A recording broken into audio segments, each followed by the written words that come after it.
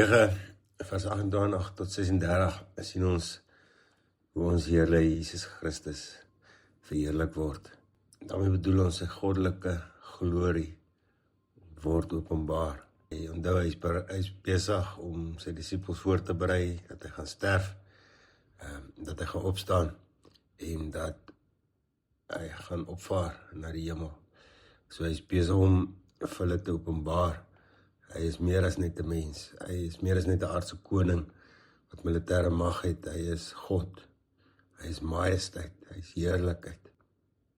Ons lees in 28 tot 32 dat ons Here Jesus vir Petrus, Johannes en Jakobus saamneem berg op om te bid. En terwyl hulle bid, verander ons Here Jesus se voorkoms. Sy klere word skitterend wit. Moses en Elia verskyn. Hulle praat met hom oor sy komende dood.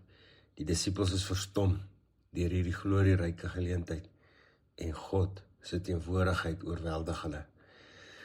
33 tot 36 wil Petrus tente bou om die oomblik vas te hou, maar 'n wolk omhul hulle.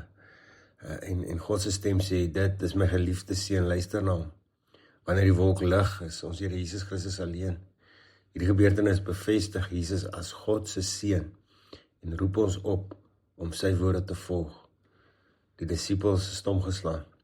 Hulle is oorweldig deur wat hulle sopas gesien het. Lukas 9 vers 28-36 openbaar ons Here Jesus Christus se goddelike glorie en God se opdrag aan ons om na hom te luister. Laat sy stem jou lei. In Tolkien se woorde, die sterre is nie verder weg as die lig wat hulle gee nie.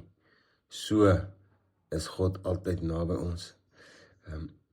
Mag jy gaan, mag jy luister na God se woorde en mag die lig van God se nabyheid jou rigting wees om te stap.